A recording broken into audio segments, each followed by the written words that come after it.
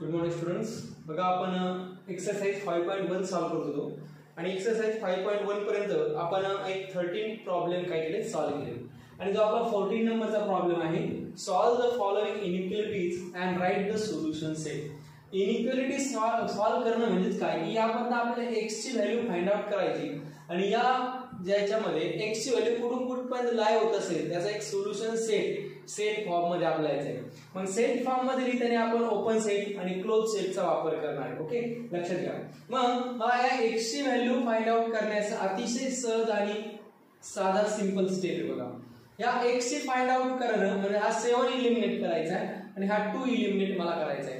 त्यासाठी काय करेन मी की या 7 मला जर म्हणजे थोडक्यात मला या x ची व्हॅल्यू काढायची म्हणजे हा मला 7 नकोय आणि हा 2 नकोय. हा 7 कट करण्यासाठी म्हणजे -7 करत काय करत -7. पण -7 करताना मी सर्वांच्या ठिकाणी -7 काय केलं ऍड केलं. मग काय ऍड -7. ओके, बघा काय करतोय मग -9 -7 2x + 7 -7 less than or equal to 19.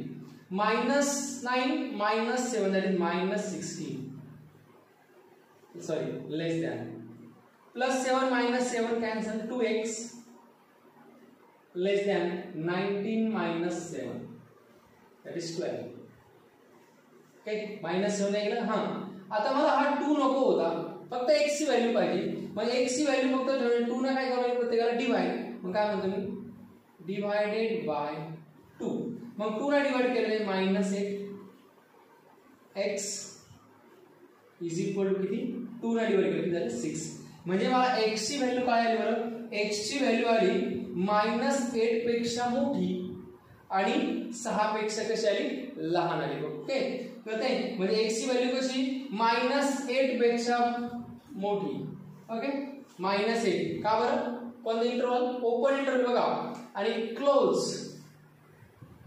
6 हे आहे तुमचं विच इज रिक्वायर्ड. याला म्हणतात इनइक्वालिटीचा सोल्युशन सेट आणि हे आहे त्याचं solution. Okay, now write down this first. काय केलं फक्त आपण मला x ची व्हॅल्यू काढायची होती, इथं -7 केले.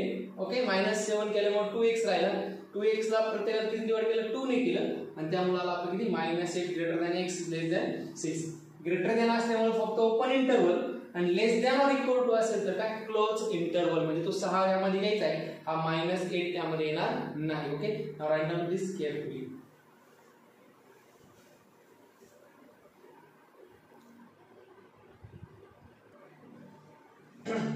बघा नेक्स्ट आहे x² - x is greater than 20. मी काय करतो, मला x ची व्हॅल्यू काय फाइंड आउट करायची होती. हा -20 मी काय केला मायनस केला दोन्ही बाजूतून. काय होईल मग x² - x -20 is greater than 0. -20 केला 20 - 20 किती झाला 0. -20 दोन्ही बोथ साइड ने काय -20 आपण किती केला. मग माझ्याकडे x² - x -20 शिल्लक राहिले आणि यावरून मला x ची व्हॅल्यू फाइंड आउट करायची म्हणजे क्वाड्रॅटिक इक्वेशन आहे. काय आहे क्वाड्रॅटिक इक्वेशन आहे आणि या क्वाड्रॅटिक इक्वेशनवरून x ची व्हॅल्यू जर फाइंड आउट करायची असेल तर आपल्याकडे 10th मध्ये 3 मेथड आपण बघितल्या. पहिली बघितली आपण फॉर्म्युला मेथड, दुसरी बघितली फॅक्टरायझेशन मेथड आणि अजून आहे परफेक्ट स्क्वेअर. तुम्हाला जी काही योग्य वाटेल त्यावरून आता मग आपण सॉल्व करूया. मला याचं मल्टिप्लिकेशन पाहिजे 20 -20 आणि ऍडिशन पाहिजे -1. असे दोन फॅक्टर कोणते मग 4 5 जा 4 5 जा 4 × -5 -20 4 + -5 -1. मग काय आलं x² + 4x - 5x -20 is greater than 0. Okay, x common घेतला मी, x + 4 -5 कॉमन काढला, x + 4 ग्रेटर दॅन 0. म्हणजे काय म्हणता येईल याचे दोन रूट आले x + 4 आणि x - 5 ग्रेटर दॅन 0. बघा आले हे दोन रूट आले म्हणजे x च्या मला दोन व्हॅल्यू मिळाल्या. x इज इक्वल टू किती -4 आणि x इज इक्वल टू किती +5. मग या दोन संख्येचा बघा इथं खूप महत्त्वाचा एक स्टेप आहे, केस फर्स्ट म्हणणार आहे a × b. ह्या दोन संख्या आहेत सपोज. आता इथपर्यंत आन्सर आले, लक्षात घ्या, हे सोल्युशन झाले तुमचं. पण इथून पुढचा खूप इम्पॉर्टंट आहे, कन्सेप्ट आहे ती समजून घ्या. दोन संख्येचा म्हणजे a आणि b दोन नंबर्स आहेत, त्यांचा प्रोडक्ट पॉझिटिव्ह कधी येणार बरं पॉझिटिव्ह, म्हणजे दोन नंबरचं मल्टिप्लिकेशन पॉझिटिव्ह कधी येणार, ज्या वेळेस फर्स्ट नंबर पण पॉझिटिव्ह असेल आणि सेकंड नंबर पण पॉझिटिव्ह असेल तर त्यांचं मल्टिप्लिकेशन काय असणार आहे, पॉझिटिव्ह असणार आहे. कळलं का? First number positive, second number positive तर त्यांचं मल्टिप्लिकेशन पॉझिटिव्ह असणार आहे. पण एक अजून एक गंमत आहे. काय गंमत आहे? फर्स्ट नंबर पण निगेटिव्ह आणि सेकंड नंबर पण निगेटिव्ह असेल तर त्यांचं मल्टिप्लिकेशन काय येणार आहे, पॉझिटिव्ह येणार आहे. म्हणजे मला माहिती नाही नेमके हे x चे दोन नंबर कोणते, पण हे कसे पहिले तुम्ही पण मग केस फर्स्ट दोन नंबरचा मल्टिप्लिकेशन ग्रेटर दॅन 0, 0 पेक्षा मोठा कधी, ज्या वेळेस हे दोघेही कसे असतील, पॉझिटिव्ह. म्हणजे काय पॉझिटिव्ह म्हणजे कसे, x + 4 इज ग्रेटर दॅन 0. कळलं का? x ची व्हॅल्यू ग्रेटर दॅन 0 आणि अजून कधी असणार आहे, x - 5 is also greater than 0. यानंतर और अजून एक कधी असणार आहे पॉझिटिव्ह, दोघांची किंमत निगेटिव्ह असेल. मग हा निगेटिव्ह कसा दाखवणार, x + 4 ची किंमत निगेटिव्ह म्हणजे लेस दॅन 0 आणि x - 5 ची किंमत लेस दॅन किती असेल, 0. म्हणजेच काय येणार, पहिल्या वरनं केस फर्स्ट वरनं काय येणार, केस फर्स्ट ही झाली आणि केस सेकंड झाली. बघा केस फर्स्ट ही झाली, केस सेकंड ही झाली. यावरनं x ची व्हॅल्यू किती झाली, यावरनं फर्स्ट मध्ये केस फर्स्ट व्हॅल्यू x ची व्हॅल्यू -4 पेक्षा मोठी आणि x ची व्हॅल्यू 5 पेक्षा मोठी. सेकंड केस मध्ये काय, x ची व्हॅल्यू लेस दॅन 4 आणि x ची व्हॅल्यू 5 पेक्षा लहान. मग हा जो सेट आला याला म्हणतो आपण सोल्युशन ऑफ सेट, पण आपल्याला हा इंटरवल मध्ये दाखवायचा आहे. ओके, मग पहिल्यावरनं मला काय सांगता येईल बघा, हे कसं लिहिता येईल, मी एक नंबर लाईन घेतो बघा, इथे येतो नंबर लाईन्स. ओके, ही नंबर लाईन आहे, हा 0 झाला, हा झाला माझा -4. ओके, हा झाला माझा +5. सुरुवातीला केस कन्सिडर केला, x ची व्हॅल्यू -4 पेक्षा मोठी, x ची व्हॅल्यू -4 पेक्षा मोठी म्हणजे कुठून कुठपर्यंत, -4 पेक्षा मोठी म्हणजे इथपर्यंत. ओके, इकडली सर्व. नंतर त्याच वेळेस परंतु x ची व्हॅल्यू 5 पेक्षा मोठी पाहिजे, x ची व्हॅल्यू -4 पेक्षा पण मोठी आणि x ची व्हॅल्यू 5 पेक्षा पण मोठी. म्हणजे याचं इंटरसेक्शन काय होणार, फक्त एवढंच, x ची व्हॅल्यू 5 पेक्षा मोठी असणार. ओके, कारण की पहिल्या केसची दोन्ही कंडिशन काय करायला पाहिजे, सॅटिस्फाय करायला पाहिजे.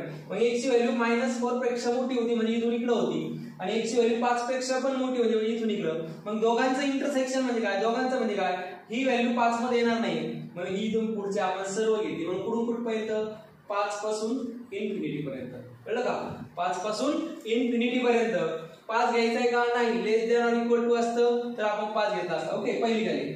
नंतर x ची व्हॅल्यू -4 पेक्षा लहान म्हणजे ही आणि अजून कशी 5 पेक्षा पण लहान म्हणजे इथून. मग या दोघांचं इंटरसेक्शन काय आलं, -4 पेक्षा लहान म्हणून किती, -इन्फिनिटी टू किती, -4, -इन्फिनिटी टू किती, -4. या दोघांचं युनियन म्हणून आपले दोन सेट आले काय, -infinity to -4 union 5 to infinity. हा तुमचा सोल्युशन सेट.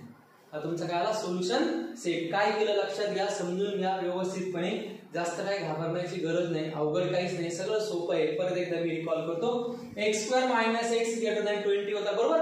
मग मी काय केलं, मला सर्व एका बाजूला घ्यायचे होते म्हणून हा -20 मी या बाजूला घेतला, x² - x -20 > 0. मला यामधनं x ची व्हॅल्यू काय फाइंड आउट करायची होती, मला लक्षात आलं की क्वाड्रॅटिक इक्वेशन आहे. मग क्वाड्रॅटिक इक्वेशन म्हणून x ची व्हॅल्यू जर फाइंड आउट करायची असेल, x चे रूट फाइंड आउट करायचे असेल तर मला मेथड वापरावी लागणार आहे. म्हणून मी कोणती मेथड वापरली, फॅक्टरायझेशन. मी फॅक्टर पाडले, मला x च्या दोन व्हॅल्यू आल्या, x + 4 आणि दुसरी x - 5. तुम्ही जा प्रश्न पडतो की हे सर हे कुठून आलं, हे आम्हाला कळलं नाही, तेच मी सांगतोय, लक्षात घ्या. मग x + 4 x - 5 इथपर्यंत क्लिअर. हा > 0 आहे कसा. आणि म्हणून मी तुम्हाला सांगितलं की इथून थोडा वेगळा विचार करायचा. 11th मध्ये हा थोडं वेगळं शिकणार आहोत, थोडं वेगळी माहिती आहे. इथं दोन नंबर आहेत. ओके, एक मनात समजा ही पहिली नंबर A आहे आणि हा B नंबर आहे, पण या दोघांचा गुणाकार आपल्याला काय पाहिजे, मल्टिप्लिकेशन पॉझिटिव्ह पाहिजे ना. मग या दोन नंबरचं मल्टिप्लिकेशन पॉझिटिव्ह कधी येणार, जर पहिला पण पॉझिटिव्ह दुसरा पण पॉझिटिव्ह. मग पहिला पॉझिटिव्ह म्हणजे कसा की ग्रेटर दॅन 0. पॉझिटिव्ह म्हणजे कसा, ग्रेटर दॅन 0. a ची किंमत 0 पेक्षा मोठी म्हणजे हा नंबर कसा झाला, पॉझिटिव्ह. आणि a ची किंमत 0 पेक्षा लहान आहे म्हणजे कसा झाला, निगेटिव्ह. ही पॉझिटिव्ह दाखवण्याची एक पद्धत आहे. मग x + 4 > 0 आणि x - 5 पण > 0 म्हणजे दोन्ही नंबर काय झाले का, पॉझिटिव्ह झाले. मग त्यावरून हा प्लस 4 इकडे आला काय आला -4 म्हणजे x ची व्हॅल्यू मायनस ग्रेटर दॅन -4 आणि x ची व्हॅल्यू ग्रेटर दॅन 5. ओके इथपर्यंत. सेकंड केस अजून 2 नंबर पॉझिटिव्ह कधी असणार? पहिला नंबर पण निगेटिव्ह, दुसरा नंबर पण पॉझिटिव्ह, तिसरा नंबर काय आला पॉझिटिव्ह. का बरं बघा -3 × -2 यांचं मल्टिप्लिकेशन किती 6 पॉझिटिव्ह होतं ना. कधी आला ते? पहिला नंबर पण निगेटिव्ह, दुसरा नंबर पण निगेटिव्ह आणि म्हणून पहिला नंबर पण निगेटिव्ह म्हणजे x + 4 is negative, x - 5 also negative आणि म्हणून आले दुसऱ्या वेळेस हे आलं x इज लेस दॅन -4 आणि x इज लेस दॅन 5. आणि हे दोघांचा मी विचार केला, एक नंबर लाईन काढली आणि त्यामध्ये विचार केला की पहिलं होतं x ची व्हॅल्यू -4 पेक्षा मोठी. -4 पेक्षा मोठी म्हणजे किती? -3 -2 0 1 2 3 5 पेक्षा मोठी. त्यामध्ये असं सांगितलं की ती पण घ्या आणि अजून एक ती व्हॅल्यू x ची व्हॅल्यू 5 पेक्षा पण मोठी पाहिजे. मग 5 4 3 2 1. मग या दोघांचा विचार केला तर आम्हाला असं कळलं की 5 पासून पुढले नंबर घेतले तर ते इंटरसेक्शन मध्ये जात आहे, दोघांच्या सेट मध्ये सापडत आहे. म्हणून मी x ची व्हॅल्यू किती घेतली? 5 पासून इन्फिनिटी पर्यंत, 5 to इन्फिनिटी. नंतर 5 to इन्फिनिटी -4 मग या दोघांचं इंटरसेक्शन आलं -4 पासून इकडे लहान म्हणून -4 पासून कुठपर्यंत -इन्फिनिटी पर्यंत आणि हा त्याचा सोल्युशन. हे दोन्ही उत्तर x आहे म्हणून काय केला? युनियन. ओके या पद्धतीने होता तुमचा क्वेश्चन नंबर 2. समजून घ्या, खूप महत्त्वाचा आहे. ओके राईट ऑफ दिस.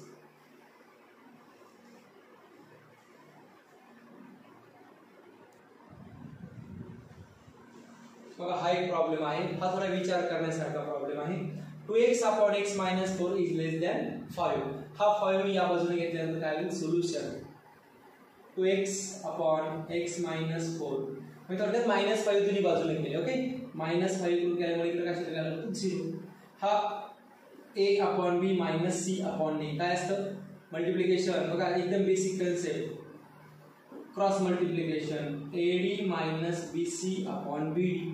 त्याचप्रमाणे 5 1 जा 1 into 2x 2x minus 5 into x minus 4 upon x minus 4 is less than 0. Okay. Next आलं 2x minus 5x plus 20 upon x minus 4 is less than 0. 2x minus 5 that is minus 3x plus 20 upon x minus 4 is less than 0. Okay. हे झालं तुमचं solution. परंतु बघा numerator आणि denominator आहे, यामध्ये जर मी x ची व्हॅल्यू काय घेतली? 4 घेतली. काय घेतली? 4. तर 4 - 4 काय होणार? 0 आणि मला त्या प्रॉब्लेम सेटचं सोल्युशन मिळणार नाही. म्हणजे यामध्ये x is not equal to 4 घ्यावं लागेल. कळलं का? मग x ची किंमत मी जर 4 घेतली नाही, 4 पेक्षा लहान घेतली, 3 घेतली. किती घेतली? 3 घेतली. 3 - 4 -1 3 3 जा -3 into 3 -9 म्हणजे निगेटिव्ह व्हॅल्यू येणार आहे. काय येणार आहे? निगेटिव्ह. बघा मग 2 केस होणार आहे.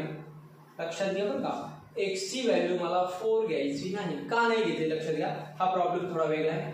4 घेतली असती, ओके तुमची आपण घेतली 4 - 4 काय 0 आणि कोणत्याही फंक्शनच्या डिनॉमिनेटरला 0 येत असेल तर ते फंक्शन नॉट डिफाईन होतं, त्याचं उत्तर वगैरे आपल्याला काहीच कळत नाही. ओके मग ते टाळण्यासाठी मी x ची व्हॅल्यू 4 पेक्षा काय घेतली? कमी घेतली किंवा जास्त घेतली. मग मी थोडक्यात कमी घेतो. x is less than 4. x is less than 4. x ची व्हॅल्यू मी लेस दॅन 4 मध्ये किती घेतली? थोडक्यात x इज इक्वल टू 3 घ्या. चेक करण्यासाठी चेक पॉइंट 3 घेतली. किती आला म्हणतो? 3 - 4 किती? 3 - 4 -1. ओके 2 मायनस घेतल्यानंतर सगळं मायनस येईल. -1 3 - 1 3 3 जा 9 -9 प्लस 20 म्हणजे किती? 11. 11 आपण मायनस म्हणजे त्याला मायनस म्हणजेच काय? ते फंक्शन काय झालं? f of x. ज्याला आपण f of x म्हणूया. f of x. f of x ची व्हॅल्यू कशी आली? लेस दॅन आली. मायनस आली ना? कशी आली? लेस दॅन. कधी? x इज लेस दॅन 4 असताना. x ची व्हॅल्यू 4 पेक्षा कमी घेतली तर फंक्शन कसं येते? लेस दॅन 0 येते. ओके आता x ची व्हॅल्यू ग्रेटर दॅन 4 घेऊ म्हणजे मी x इक्वल टू 5 घेतो. किती घेतो? 5. मग काय येईल? 5 घेतल्यानंतर 5 3 जा -15 4 घेतला 6 घेतला. सपोज 6 घेतला 6 3 जा 7 3 जा म्हणजे हे काय होणार आहे? निगेटिव्ह होणार आहे. काय होणार आहे? निगेटिव्ह. निगेटिव्ह परत काय होणार म्हणजे थोडक्यात काय? f of x is also negative. कितीला? x काय असताना? x is greater than किती असताना? 4. म्हणजे दोनही फंक्शन काय असणार आहे? निगेटिव्ह असणार आहे. मग याचा काय असणार, याचा आन्सर नेमकी काय असणार ते आपण इथं घेऊया बघा. तोपर्यंत इथपर्यंत काय करा तुम्ही राईट डाऊन करा, कुठपर्यंत ना इथपर्यंत व्यवस्थितपणे काय करा लिहून घ्या. ओके, हे तुम्हाला समजून सांगायचं आहे मला पुढे. 3x + 20 upon x - 4, 3x - 3x + 20 upon x - 4 is less than 0. Okay, इथपर्यंत काय करा राईट करून घ्या.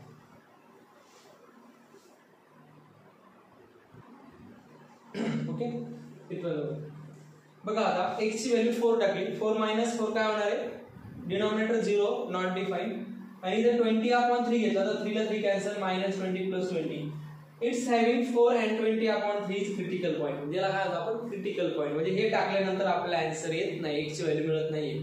मग जेव्हा x ची व्हॅल्यू आपण 4 पेक्षा लहान घेऊ, आता कशी घेऊ, x बरोबर 4 ला उत्तर येत नाही ना, मग x ची व्हॅल्यू 4 पेक्षा लहान घेऊ किंवा 4 पेक्षा मोठी घेऊ. मग सुरुवातीला घेऊ 4 पेक्षा लहान, मग 4 पेक्षा लहान घेतल्यानंतर 4 पेक्षा लहानचा अंक 3 घेऊया, x = 3 आला. मग x - 4 3 घेतल्यानंतर 3 - 4 दॅट इज मायनस, म्हणजे काय आलं निगेटिव्ह आला. आणि 3 - 3 -12 + 20 म्हणजे तो काय आला पॉझिटिव्ह आला. म्हणजे f(x) minus plus upon minus minus येणार, म्हणजे f(x) ची व्हॅल्यू कशी आली निगेटिव्ह. एक्सेप्ट x ची व्हॅल्यू काय घेता कामा नये 4 घेतल्यानंतर आन्सर 0. त्याच पद्धतीने या दोघांच्या मध्ये x ची व्हॅल्यू 4 पेक्षा मोठी आणि 20 अपॉन 3 पेक्षा लहान जर टाकली, म्हणजे 4 पेक्षा मोठी आणि 6.2 पेक्षा लहान म्हणजे 5 घेतली. 5 घेतल्यानंतर ते फंक्शन काय ते पॉझिटिव्ह. मग एक फंक्शन पॉझिटिव्ह आणि एक फंक्शन निगेटिव्ह, म्हणजे दोघांच्या मध्येच काय असणार आहे आपला आन्सर असणार आहे. म्हणून घेतलं मी इकडं 4 पेक्षा व्हॅल्यू लहान, 4 पेक्षा लहान म्हणजे कुठं बघा, x ची व्हॅल्यू 4 पेक्षा लहान घेत चाललो, किती 3 2 1 -1 अशा पद्धतीने. मग -∞ किती 4. त्यानंतर 20 अपॉन 3 म्हणजे 5 पेक्षा मोठी म्हणजे किती 5 6 7 अप टू इन्फिनिटी. आणि हा त्यांचा काय होता पॉइंट ऑफ पॉइंट होते. ओके, हे लिहून घ्या. एक प्रॉब्लेम तुम्हाला होमवर्कला आहे क्वेश्चन नंबर 14 मधला, आणि क्वेश्चन नंबर 5 मध्ये एक मी काय करतो 15 मध्ये एक काय करतो सॉल्व्ह करतो. ओके, लिहून घ्या. बघा आता 15 नंबरचा प्रॉब्लेम आहे लास्ट, यानंतर आपले एक्सरसाइज संपली. ए सेट दिलाय -7 to 3. तर बघा एक छोटस मी नंबर लाईन ड्रॉ करतो जेणेकरून हा प्रॉब्लेम आपल्याला इझिली काय होणार आहे सॉल्व्ह होणार आहे. ओके, हा 0 आहे, नंबर लाईन पटकन कळणार आहे. हा 1 2 3 4 5 6 7 8 आणि ही नंबर लाईन किती 9. इकडे -1 -2 -3 -4 -5 -6 -7. ओके, आणि एक अजून एक एक्स्ट्रा घेऊ -8. पहिला सेट मला दिलाय A युनियन B शोधायचा आहे. A युनियन B शोधायचा आहे.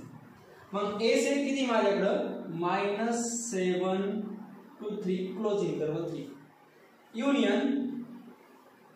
युनियन B किती दिलाय 2 to 6. लक्षात घ्या. आता A युनियन B मध्ये -7 ओपन इंटरवल -7 म्हणजे ओपन इंटरवल हा घेतला, पण ओपन इंटरवल मध्ये हा -7 घेता येणार नाही. कळलं का? म्हणजे -7 म्हणजे किती -6.9 पर्यंत येईल, पण -7 येणार नाही. का बरं? हा ओपन इंटरवल आहे.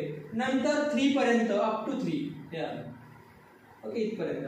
नंतर 2 to 6 म्हणजे हा 2 पासून 6 पर्यंत, 6 म्हणजे कुठपर्यंत हा 6 पर्यंत क्लोज इंटरवल. मग याचं युनियन म्हणजे -7 परत -7 याचं युनियन म्हणजे सर्व घ्यायचे, सर्व म्हणजे इथून इथपर्यंत, म्हणजे कुठपर्यंत ओपन इंटरवल -7 टू कुठपर्यंत क्लोज इंटरवल 6 पर्यंत. ह्याचं काय A युनियन B. त्यानंतर घ्यायचे मला B युनियन C. आता B बघा का, B to C म्हणजे काय, आता B to C. ओके, हा झाला 3. हा कोणतोय मी आता दुसरा घ्यायचा B union C. B union C is equal to B म्हणजे कोणता आहे आता 2 to 6 close interval. Okay, union C काय आहे close interval 4 to 9. Close interval 4 to 9. Close interval 4 to 9. आणि मग या दोघांचं पण युनियन B युनियन C म्हणजे इथून इथपर्यंत 2 to 9, पण 2 ला पण कोणता इंटरवल आहे क्लोज, आणि याला किती आहे 9 म्हणून किती आले 2 to 9. तसंच मला शोधायचं आहे A union C. A union C A set काय आहे -7 to close interval 3 union C 4 to 9. आता -7 पासून क्लोज इंटरवल 3 पर्यंत, क्लोज इंटरवल 3 पर्यंत आणि 4 to 9 close interval 4 to 9. Okay इथपर्यंत म्हणजे बघा का हा -7 पासून 3 पर्यंत युनियन 4 पासून 9 पर्यंत. म्हणजे यामध्ये आपल्याला कोण कट करायचे बरं 3.1 कट करायचे. ओके म्हणजे मला काय म्हणणार इज इक्वल टू -7 टू कुठपर्यंत 9. ओके -7 टू किती 9 परंतु इथं 3.1 येणार आहे मायनस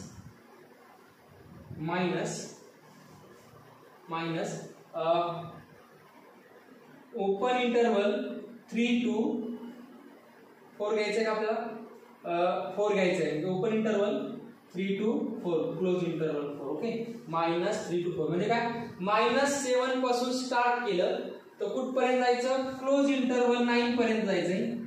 ओके ह्या सेट मधून मायनस करायचे कोणते open interval 3 to 4. Open interval 3 येणार का नाही 4 येणार का नाही म्हणून 3 to 4 कट केले म्हणजे कट झाले म्हणजे दोघांचं काय झालं युनियन. म्हणजे यामध्ये 3.1 येणार नाही 3.2 येणार नाही हे सर्व त्यामध्ये कोण मायनस करायचे 3.1. ओके या पद्धतीने काय होतं त्याचं हा होता प्रॉब्लेम. याचे राहिलेले प्रॉब्लेम काय करा सॉल्व्ह करा.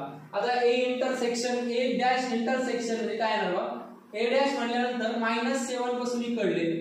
ओके म्हणजे या पद्धतीने इकडले सर्व आणि 3 पासून तिकडले म्हणजे या बाजूचे हा सोडला बाकीचा सगळा जो आहे तो काय असता तुमचा याचा कॉम्प्लिमेंट. काय अडचण आली तर यामध्ये. ओके या पद्धतीने तुमचं व्यवस्थितपणे काय करा एक्सरसाइज 5 काय आपली सॉल्व्ह झालेली आहे. आपल्याला नवीन घ्यायचंय आज रिलेशन. काय घ्यायचंय रिलेशन. त्याने व्यवस्थित लिहून घ्या. आपण घेतो रिलेशन.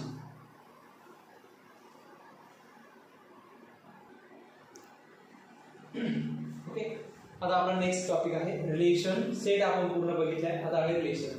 रिलेशन मध्ये आपल्या समोर 1 2 3 4 5 आणि 6 हे टाइप्स आपल्याला बघायचे. तर रिलेशन मध्ये आता एक ऍक्च्युअली डेफिनेशन आहे बघा. रिलेशन म्हणजे काय इन फॅमिली मेंबर्स आपल्या जे काही फॅमिली मेंबर्स आहेत यामध्ये आपण काहीतरी रिलेशन दाखवतो. म्हणजे काय जर ए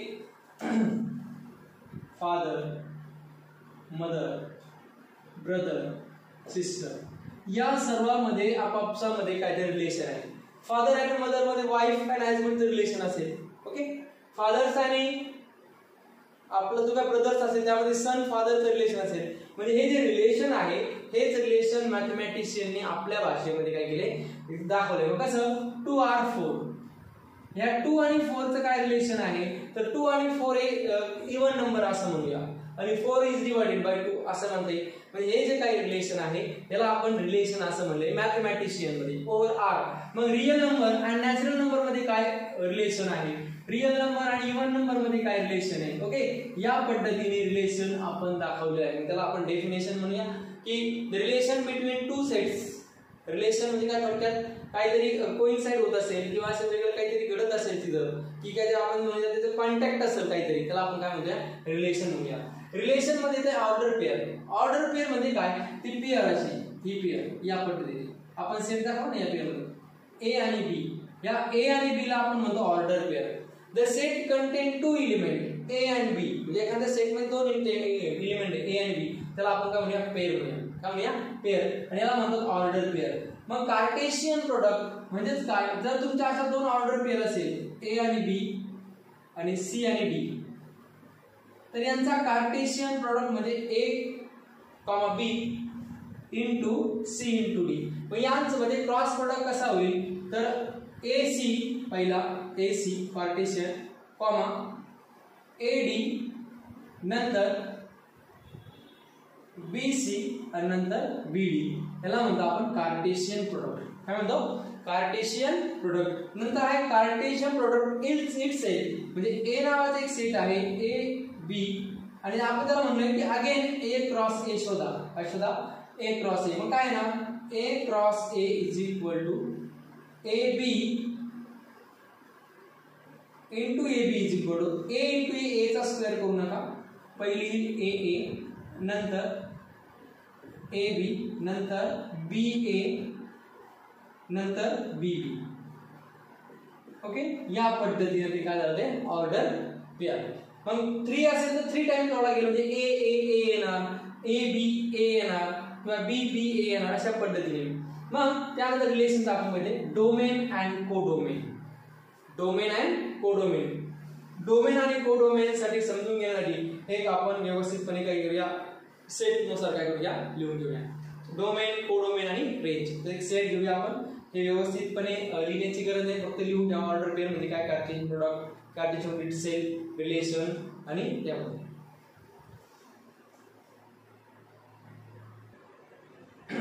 बघा हा ए सेट आहे आणि हा बी सेट आहे. यांच्या मी ऑर्डर पेअर या पद्धतीने बघा 1 1 2 4 3 9 आणि 4 60 या मी ऑर्डर पेअर लिहिल्या. म्हणजे 1 चा स्क्वेअर 1 आहे, 2 चा स्क्वेअर 4 आहे, 3 चा स्क्वेअर 9 आहे आणि 4 चा स्क्वेअर किती 16 आहे. म्हणजे यामध्ये रिलेशन झालं. ओके, मग या दोन सेट मधल्या पहिल्या सेट मधल्याला डोमेन म्हणतात. काय म्हणतात? डोमेन. ऑर्डर पेअर मधल्या काय म्हणते मग domain. Domain is equal to in order pair A B such that A belongs to R. म्हणजे पहिल्या एलिमेंटला ए आणि बी जर पहिली पेअर असेल त्याला आपण डोमेन म्हणतो. काय म्हणतो? डोमेन म्हणतो. आणि रेंज म्हणजे in order pair A B such that B belongs to R, B is equal to range. B काय असते? रेंज असते. म्हणजे पहिल्याला डोमेन म्हणायचं, दुसऱ्याला काय म्हणायचं? रेंज. म्हणजे ए सेट मधला प्रत्येक एलिमेंट हा कोण आहे? डोमेन आहे. आणि बी सेट मधला प्रत्येक एलिमेंट काय आहे? रेंज आहे. बघा, कळलं का? म्हणजे ऑर्डर पेअर म्हणजे कोण? ए कॉमा बी म्हणजे पहिला नंबर दुसरा नंबर पेअर, ऑर्डर पेअर. पहिल्या पेअरला म्हणायचं डोमेन. काय म्हणायचं? डोमेन. दुसऱ्या पेअरला म्हणायचं किती? रेंज. आणि तिसरा आहे कोडोमेन. मग रेंजला दुसरा शब्द आहे कोडोमेन. पण ते कधी दोघांमध्ये काय पाहिजे? रिलेशन पाहिजे काहीतरी. मग दोघांमध्ये काय रिलेशन आहे? 1 चा स्क्वेअर 1, 2 चा 4, 3 चा 9, 4 चा 60. म्हणून बी काय आली? रेंज पण आली आणि त्याला कोडोमेन आला. मग काय म्हणता येईल? पहिल्या सेटला आपण डोमेन म्हणतो, दुसऱ्या सेटला काय म्हणतो? रेंज. ऑर्डर पेअर मध्ये पहिल्याला म्हणायचं डोमेन, दुसऱ्याला म्हणायचं रेंज. आणि या ए आणि बी मध्ये जर काही रिलेशन असेल, ए आणि बी मध्ये काहीतरी काय असेल? रिलेशन असेल, तर बी मधल्याला म्हणायचं काय?